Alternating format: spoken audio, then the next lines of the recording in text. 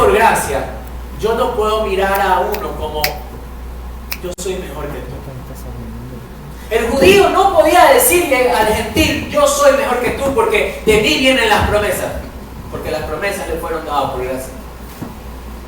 Y el gentil no podía decirle al judío, sí, yo entré a la promesa, tu corazón está duro. Aún eso es por gracia, porque ya lo vimos la semana pasada. Porque el corazón de Israel se endureció para que los gentiles entraran. Eso es gracia. Entonces, justamente, ahora lo puedo entender. Antes no.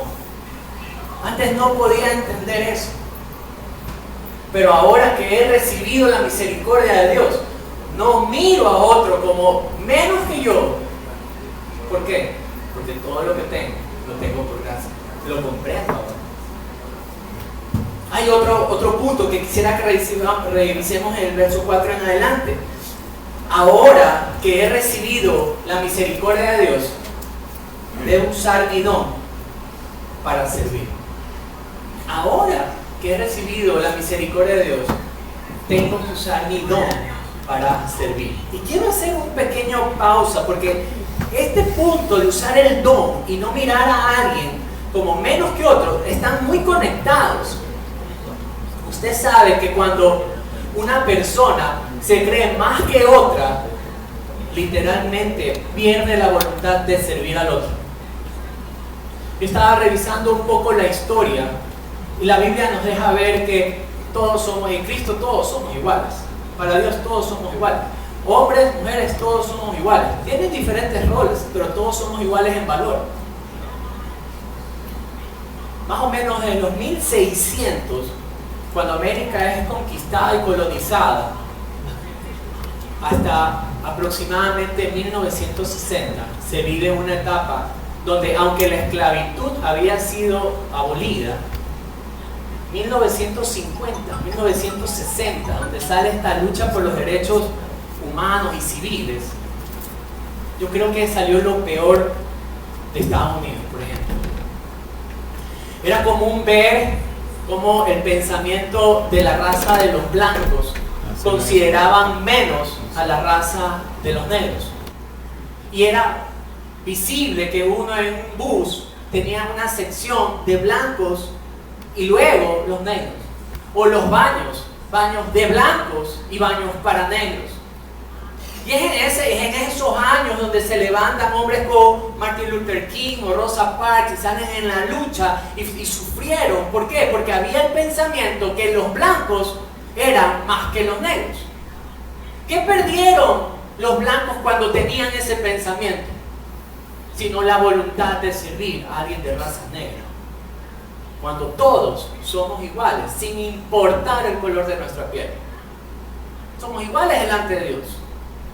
No es diferente en la iglesia, no es diferente en el hogar.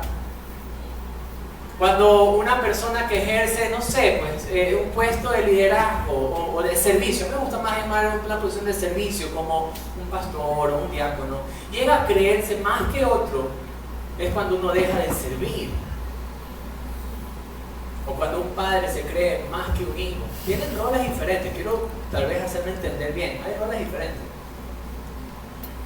Pero cuando nosotros vemos a otros por menos, dejamos de servir. Y ese es el problema tal vez en la iglesia.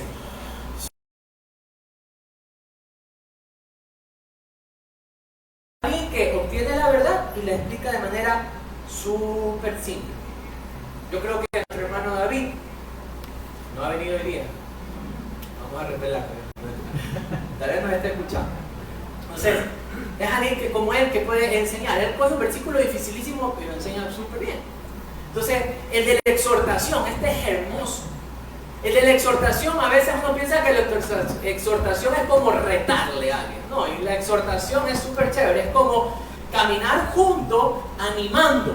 Entonces es aquel que te está animando a que perseveres en la verdad. Y ese es un don.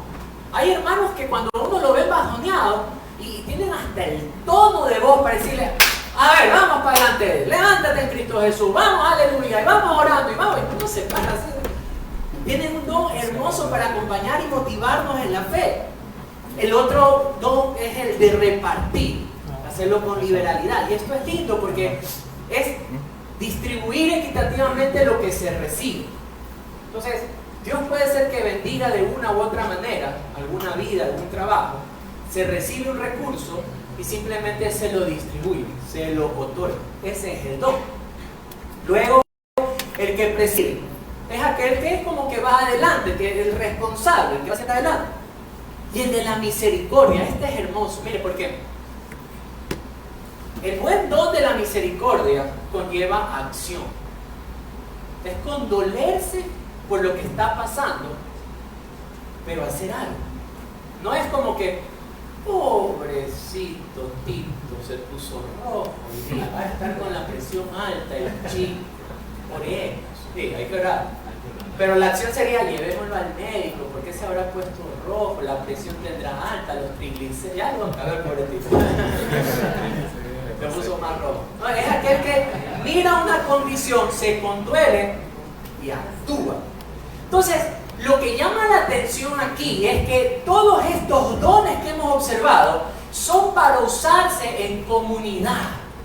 No es un don otorgado como para uno, para mí solito. No. Miren, el otro día, me gustó la forma en lo que lo dijo. Ahora, como a mi hijo le gusta el fútbol, a mí me gusta ver aquí todo esto de ciertas entrevistas y veía a este jugador que juega similar a mí, se llama Messi. Y decía algo interesante, decía, miren, yo comprendo que lo que hago en las canchas es un don de Dios. Él decía, yo a veces ni sé cómo lo hago, sé que Dios me lo ha dado y yo simplemente lo uso. Claro, ¿quién salió beneficiado de eso? Solo él. Los millones son para él, la fama es para él. O a usted le ha caído un milloncito del mercado. Eso es para él, es un don personal, pero los dones presentados aquí son dones que son para usarlos en comunidad. Cuando nosotros recibimos la misericordia de Dios, Dios le otorga un don. Y si usted, de hecho, si ya ha nacido de nuevo, usted tiene un don. No puede decir, no tengo, lo tiene, porque lo ha recibido por gracia. ¿Y cuál entonces es la instrucción? Usarlo. Usarlo. De hecho, nosotros revisamos justamente que los dones tienen un propósito, y es edificar a la iglesia. Si nosotros revisamos un poco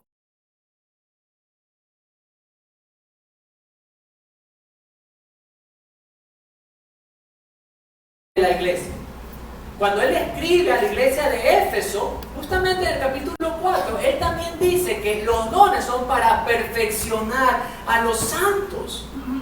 Entonces, todos estos dones que nosotros observamos son parte de comprobar la buena voluntad agradable y perfecta de Dios. ¿Cómo? En comunidad. Eso es lo hermoso. Porque Pablo está diciendo que no podemos mirar a otros como menos que nosotros, porque todos somos parte de un cuerpo, y eso es lo lindo. Porque el don que usted tiene no lo tengo yo, y el que yo tengo usted tampoco lo tiene, y eso no tiene nada de malo.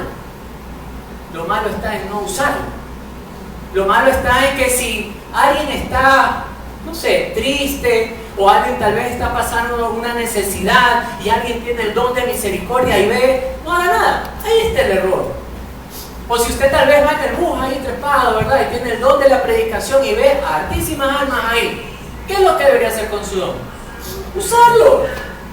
Entonces usted debe parar y voy a decir, a ver, pecadores, no, mentira, si estamos, pero puede hablar el evangelio, ir en el taxi y simplemente conversar. La idea siempre es utilizar el don en beneficio, en el perfeccionamiento de la iglesia, y se lo debe usar siempre en comunidad. Y esto va de la mano con el siguiente punto, porque ahora que hemos recibido las misericordias de Dios, puedo amar sin fingir. Esto es interesante. Veamos justamente el verso 9 de Romanos. Mire este término que usa Pablo. Dice Romanos 12:9, el amor sea como sin fingimiento. Esta palabra en el griego tiene la base de esta palabra es la que se puede traducir como hipocresía, Y la palabra hipocresía era un término que se usaba en el teatro, ¿ya? Y era una máscara que se ponía el actor o la actriz, se ponía como para mostrar una cara por fuera, pero por dentro era otra. Entonces lo que está diciendo aquí es que ahora que he recibido las misericordias de Dios, puedo amar sin fingir. Puedo ser sincero. Y quisiera decirles algo. En el llamado de la iglesia, en servirnos unos a otros, porque hemos recibido la misericordia de Dios, muchas veces nosotros evitamos servir porque por experiencias pasadas. ¿Qué quiero decir con esto? Cuando hice esto bueno por alguien, lastimaron mi corazón. Estamos llamados a eso. Por eso es interesante la palabra amor que se usa en este texto. En el griego hay ciertas palabras para describir amor, como la palabra fileo, que es un amor más como de amistad. Pero la palabra que se usa aquí es la ágape, y ese es como el amor más sublime. Es un amor que es con entrega completa, sin esperar nada a cambio. Ese es el amor que está diciendo aquí Pablo. Dice, ustedes ágape, ámense, ustedes empezando, darse hacia otros sin esperar nada a cambio. Ese es el amor ágape que describe aquí. Y este amor debe ser sin ninguna máscara. Entonces, cuando empezamos a hablar de no mirar a otro como que nosotros fuésemos más, tengo ese don que Dios me ha dado, pero ahora tengo que vivir en comunidad. Y lo primero que el Espíritu Santo guía a Pablo es: deben amarse, entregarse, sin esperar nada a cambio y sin ninguna máscara puesta al frente. Sin ninguna máscara puesta al frente. Entonces, ¿por qué está hablando sobre esto? Nosotros vamos a leer los siguientes versículos, hasta el 16. Y miremos un poco el tinte de la escritura de Pablo en esa vida de comunidad. Miren lo que dice, verso 9 en adelante. El amor sea sin fingimiento. Aborrezcan lo malo, sigan lo bueno. Ámense los unos a los otros con amor fraternal. En cuanto a la honra, prefiéranse los unos a los otros. En lo que requiere diligencia, no sean perezosos, sean fervientes en espíritu, sirviendo al Señor. Y aquí viene un contexto lindo. Gozosos en la esperanza, sufridos en la tribulación, constantes en la oración, compartiendo para las necesidades de los santos, practicando la hospitalidad. Bendecid a los que os persiguen, bendecid y no os maldigáis. Gócense con los que se gozan y lloren con los que lloran. Sean unánimes entre ustedes, no altivos. Asóciense con los humildes, no sean sabios en vuestra propia opinión. Eso solamente, todas estas cosas se las puede vivir en comunidad, porque los términos son usados en un plural, es para ellos. Yo me imagino ahí judíos gentiles escuchando esto, de que debían llorar con el que llora. Que cuando pase algo, porque el contexto aquí les está diciendo, bendigan a quien les persigue, no los maldigan, sean unánimes entre ustedes. Les empieza a decir que deben ser fervientes en espíritu, sirviendo al Señor. Y el verso 12, tengan gozo en la esperanza, sufridos en la tribulación, constantes en la oración. Luego empieza a decir, compartan para las necesidades de los santos. ¿Por qué? Luego la historia nos daría un poco el por qué. Luego dice, practiquen la hospitalidad. ¿Qué significaba eso? Que si venía algún creyente, debería ser acogido en casa. Bendigan a quienes les persiguen, no os maldigáis. Todo esto en comunidad. Y es hermoso porque me puse a ver un poco la historia, tal vez luego de haber recibido esta carta. Esta carta se piensa más o menos en los 50 después de Cristo, arribando a los 60 después de Cristo. Pero a partir del año 64 después de Cristo, yo quiero narrarles un poquito lo que pasó justamente en el Imperio Romano. Miren esto. Nerón gobierna en el 64 después de Cristo, y esta es la primera persecución que hay hacia los cristianos, porque hay un incendio muy conocido en Roma y Nerón culpa a los cristianos y empieza a castigarlos brutalmente. Este hombre era tan perverso que empezó a incendiarlos, a quemarlos vivos y ponerlos como lámparas para que los cuerpos vivos, quemados de los creyentes, alumbraran sus jardines. Esa era la persecución y la crueldad de este hombre. Este hombre empezó a crucificar a los cristianos. Este hombre cogía y lanzaba vivos a fieras hambrientas a los creyentes para que fuesen su alimento. Este es Nerón, el emperador que rigió hasta el 64, Domiciano, que rige desde el 81 hasta el 96. Él pone literalmente que los cristianos son el enemigo del Estado. Y estos cristianos eran castigados cuando no adoraban al emperador. Les preguntaban, ¿vas a adorar al emperador? No, adoro solo a Cristo. Entonces, castigados, azotados, maltratados. Luego, del 98 al 117 después de Cristo, entra Trajano.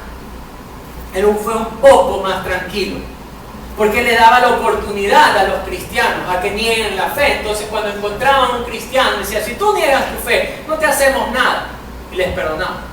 Pero en cambio, si persistían, los ejecutaban enseguida. Luego viene Marco Aurelio, desde el 161 al 180, y él fue quien empezó a hacer las torturas de manera masiva. Miles de cristianos eran torturados en el circo romano.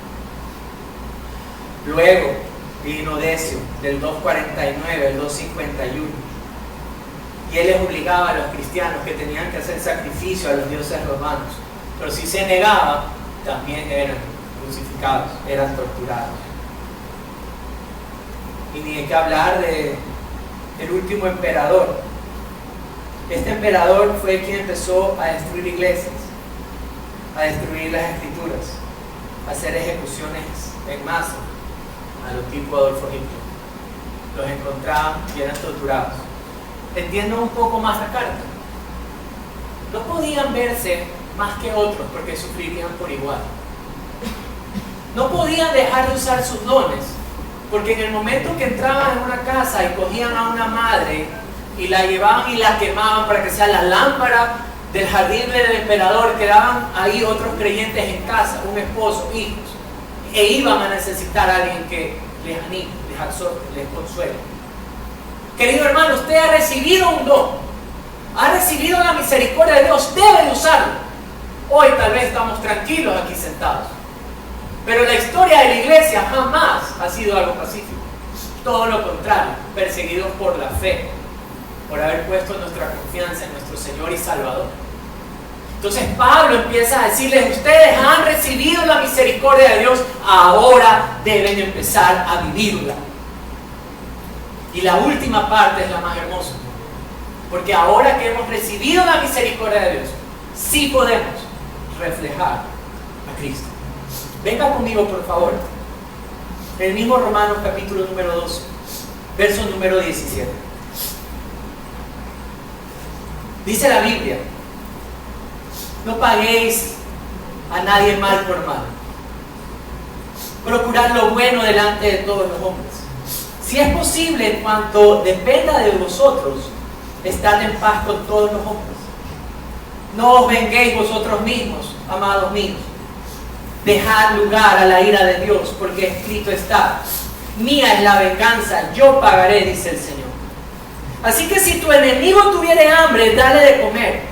Si tuviere sed, dale de beber, pues haciendo esto, agua de fuego amontonarás sobre su cabeza. No seas vencido de lo malo, sino vence el bien con el mal. Perdón, sino vence con el bien el mal. Ahora que hemos recibido la misericordia de Dios, podemos actuar más como Cristo. La instrucción es, no paguen mal por mal. La instrucción es, no se vengan ustedes, dejen lugar a la ira de Dios. Y si aún tu enemigo tiene hambre, debes de darle de comer. Y si tiene sed, debes darle de beber. Y cierra con, no seas vencido de lo malo, sino vence con el bien el mal. Pero, queridos amigos, ¿qué hombre ha podido vencer el mal? La tentación de hacer lo malo, si nuestra naturaleza está en la venganza. De hecho, observé ciertos hombres de la Escritura y empecé a ver, Caín fue vencido por el mal y fue vencido por la envidia y el odio. Sansón también fue vencido por el mal porque él fue vencido por la lujuria. Y si hablamos de Saúl, también fue vencido por el mal porque fue vencido por los celos. Judas también fue vencido porque fue vencido por la avaricia. Pero queridos amigos, hemos recibido las misericordias de Dios. Dios nos ha hecho ahora sus hijos por gracia. Y en Cristo es posible con el bien vencer el mal. Miren las palabras de Thomas Watson. Dijo lo siguiente: no podemos devolver bien por mal sin la gracia de Dios. El amor natural nos lleva a devolver el bien por el bien y el mal por el mal. Pero el amor natural, el amor divino nos enseña a bendecir a los que nos maldicen y a hacer bien a quienes nos odian. Queridos amigos, hemos recibido las misericordias de Dios porque hemos recibido la reconciliación con Dios por medio del sacrificio de Jesús. Esa es la verdad que Pablo estuvo enseñando desde el capítulo número 1 hasta el capítulo número 11. Hemos sido liberados, hemos sido justificados, hemos sido reconciliados, hemos sido perdonados. Ahora que hemos recibido las misericordias de Dios, puedo vivir de manera diferente. Ahora que he recibido la misericordia de Dios, puedo presentar sin ninguna vergüenza a Dios mi cuerpo, mi vida. Ahora que he recibido la misericordia de Dios, puedo disfrutar de Él. Ahora que he recibido las misericordias de Dios, puedo vivir diferente porque puedo pensar diferente. Ahora que he recibido la misericordia de Dios, puedo ver a otros con mucho más valor que aún del que yo soy. Ahora que he recibido las misericordias de Dios, puedo usar el don que Dios me ha dado para servir a otros. Ahora que he recibido las misericordias de Dios, puedo amar sin fingimiento, puedo amar de verdad. Ahora que he recibido la misericordia de Dios, puedo sufrir junto con otros. Y ahora que he recibido las misericordias de Dios, puedo actuar más como Cristo. Queridos amigos, antes sin la misericordia que recibimos de Dios, esto era literalmente imposible. Pero ahora que estamos en Cristo Jesús, puedo adorar a Dios con toda mi vida, con todo lo que soy. Puedo amar y servir a mis hermanos y puedo reflejar un poco más a Cristo. Pero ¿qué hay de aquellos que tal vez sientan que no han recibido la misericordia de Dios? Bueno, hoy es un día diferente. Porque esta invitación a la misericordia de Dios no hace acepción de personas. Dios mira al corazón que genuinamente se ha arrepentido y que reconoce que su mente está en enemistad con Dios, que sus acciones están en enemistad con Dios. Queridos amigos, pero Jesús vino, crece, da su vida en una cruz. Esa cruz queda vacía, porque muere, pero no solamente que Él estuvo en el sepulcro, sino que resucitó, dando garantía que su sacrificio es aceptado por Dios para el perdón de pecados de la humanidad.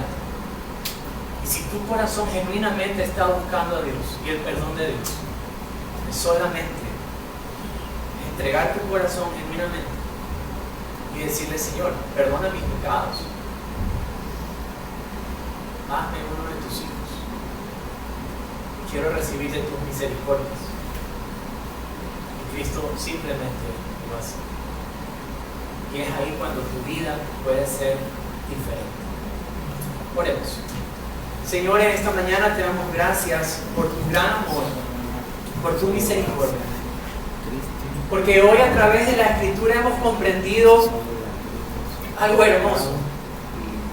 Nuestra vida es diferente porque hemos recibido las misericordias de Dios. Señor, qué hermoso saber que ahora podemos presentar nuestros cuerpos como un sacrificio vivo, agradable y perfecto delante de ti. Antes nuestra vida no podía ser presentada, pero ahora en Cristo podemos presentar todo lo que somos, cómo actuamos, cómo hablamos, cómo perdonamos, cómo nos reconciliamos. Que nuestra vida sea siempre agradable delante de ti, Señor. Hoy hemos comprendido, Padre, que ahora que hemos recibido las misericordias de Dios, nuestros pensamientos cambian literalmente nuestra forma de vivir, porque podemos ir a tu verdad y comprobar cuál es tu buena, perfecta y agradable voluntad. Y hermoso saber que has pensado que esta voluntad lo podemos vivir en comunidad. Por eso nos llamas y exhortas nuestra vida diciendo que no se mire uno como más que otro, porque todo lo hemos recibido por gracia. Que has puesto un don en cada uno de tus hijos para que mutuamente nos edifiquemos, nos acompañemos, para que podamos experimentar lo que es el amor sin máscaras y podamos no solamente gozarnos juntos, sino sufrir juntos. Señor Jesús, y como la iglesia, poder amar a quien nos odia, bendecir a quien nos persigue y reflejar así un poco más a Cristo. ¿Cómo no agradecerte por las misericordias de Dios recibidas y ahora poder vivir una vida diferente?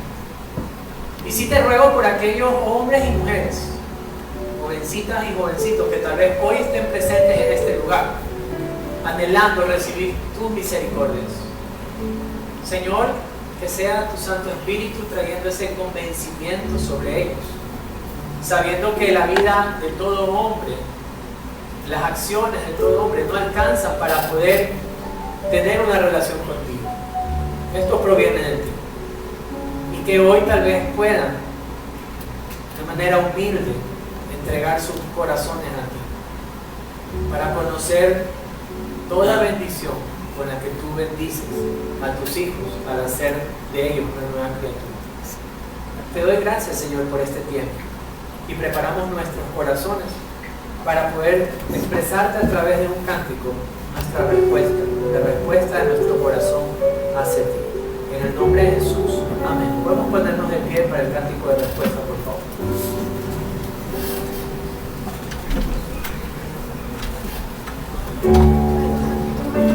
Todavía no hay una parte.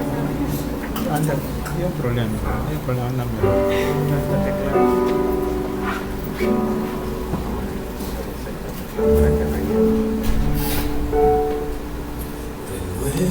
Renuévame, Señor Jesús, ya no quiero ser igual.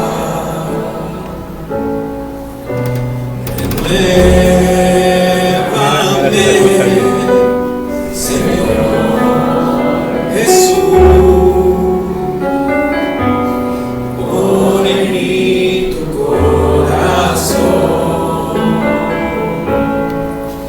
porque todo lo que hay dentro de mí necesita ser cambiado, Señor, porque todo lo que hay dentro de mi corazón necesita más el audio de del vivo es con cuál es tu dos. O sea, lo puedo mutear. necesita más de ti.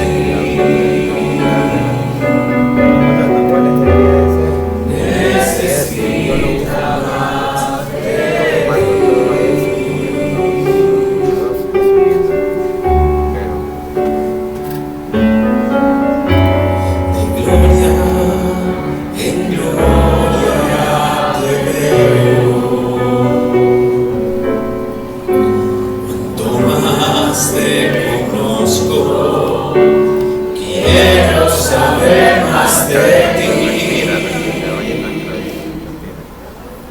Mi Dios, cuán buen alfarero,